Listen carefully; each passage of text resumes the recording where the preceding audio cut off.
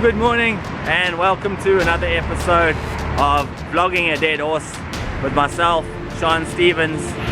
Today we have a really cool episode. I am doing a camera shootout between two of my favorite, I say favorite because I own them, but two of my favorite vlogging cameras, the Canon G7x Mark 1 and the Canon M100. The Canon M100 is an APS sensor camera. It's using the 15 to 45mm kit lens at the moment, and the G7X obviously has its fixed lens, which is a bit zoomable, and it has the 1-inch sensor. So the main thing that I want to test over here is the stabilization. How is the stabilization going to look at the moment to give these things the best fighting chance that they can possibly have? I have put them onto some monopods. These are about 500mm monopods at the moment. They are actually 900mm monopods, but I only have them extended to about 500. With the 15 to 45mm kit lens, the camera doesn't need to be far from you. You could even hold this on a camera handle and the field of view would be wide enough. But I find that if you put a monopod under these cameras, the stability is a little bit better. The G7X, while it's the Mark 1 and not the Mark 2, which everyone is after, I got this Mark 1 for such a bargain basement price that I couldn't pass it up. I wanted to see sort of how it would perform. I bought it to do camera tests with it and then sell it on, but it's been so good. I really dig this camera, and the difference between the Mark 1 and the Mark 2 is nominal. If you have the money, you can pay the difference, get the Mark 2. But if you're on a budget like I am, and the point of this vlog is to test out second-hand camera gear. All my cameras are second-hand, including these two. I got both of these for bargain basement prices, and then I haggled them down as well before I bought these cameras. I really dig them, both of them. They are good cameras. And aps-c sensor I was really keen for. I already have the Canon M100, which is the same exact sensor as this M100, and of course I already have the Canon M100, and I have 4 spare batteries for the M100. Those batteries fit into this M100, which is one of the main reasons I'm going to keep this camera. I have batteries already for it. This G7X, on the other hand, it uses the NB-13L batteries.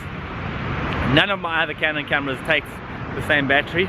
Unfortunately, I have a host of Canon cameras, and this is the only one that uses that battery type, which really sucks because these batteries are super expensive in South Africa. I've been looking around on eBay, on Amazon, and most of the places overseas don't even ship to South Africa because of our import laws, etc. With regards to camera equipment. Everything that comes into South Africa has to be ICASA approved, which is just a bunch of letters, which means basically they want to charge you a heap of money to bring the stuff into the country, which really sucks for me. So with these two cameras, the 15 to 45mm kit lens on the M100, how is the background looking here? That's Table Mountain, the world famous Table Mountain, one of the 7 wonders of the modern world. How is that mountain looking in the background, and how's it looking on the G7X? I'm only doing this testing today with regards to vlogging. I don't care how they take photos, etc., although both of them take really good photos. I have tested them both out, but my main issue with them is how do they vlog, and are they okay to vlog with. This is the Canon 15 to 45, that's at 15mm, and that's at 45mm.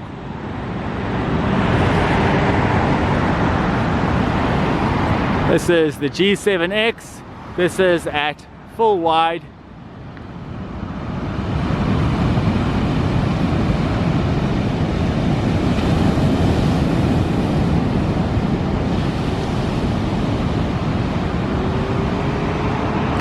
and that is at full distance.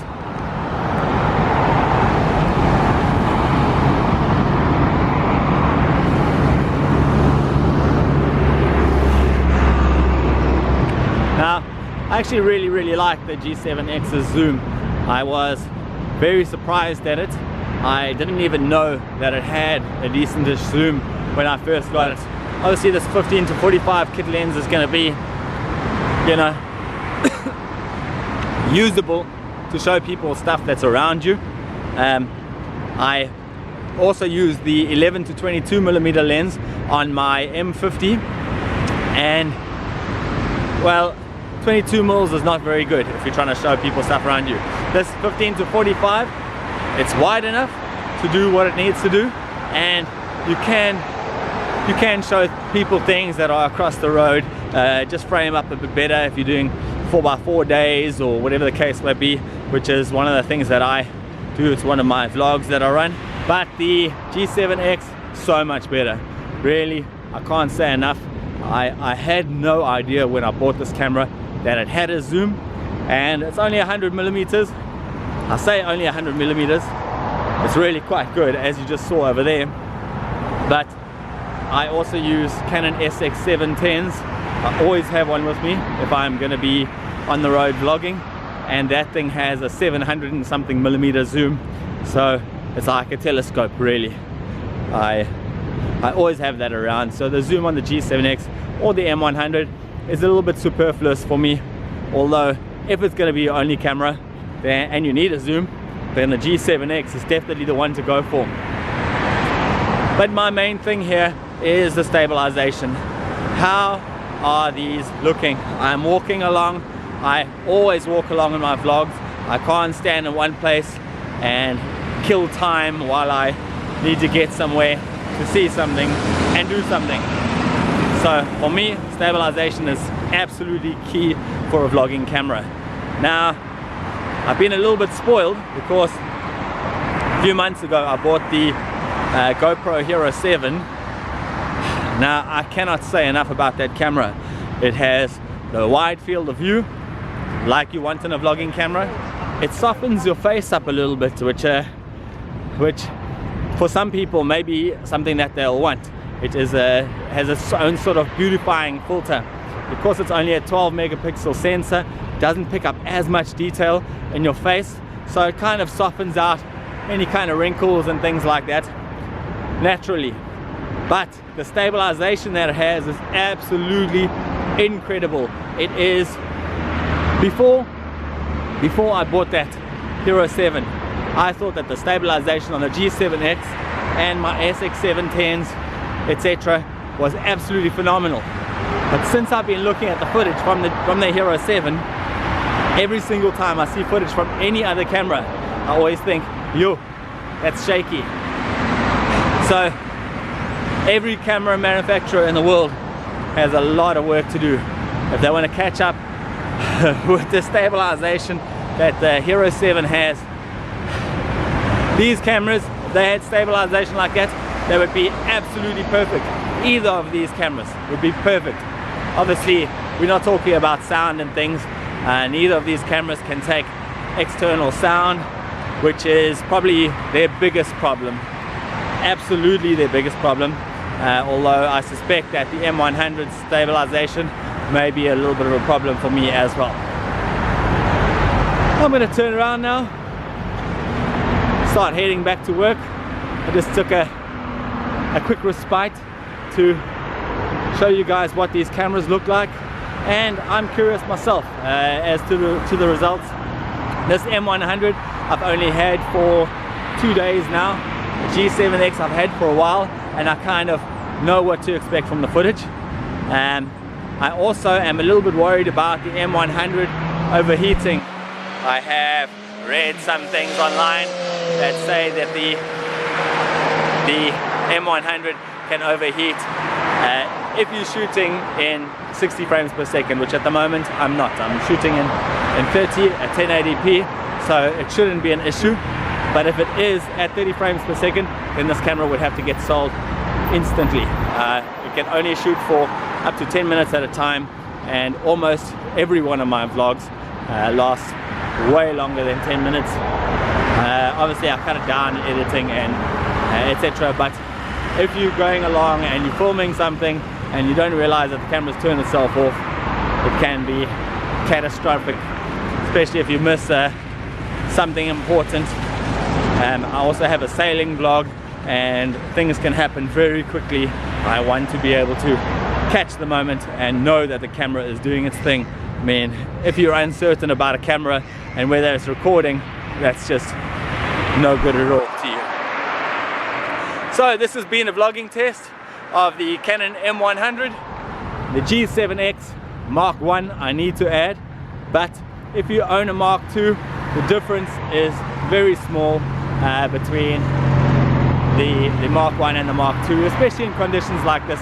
If you are going between mixed lighting situations, going from shadow to light, then the G7x Mark 2 will do a slightly better job.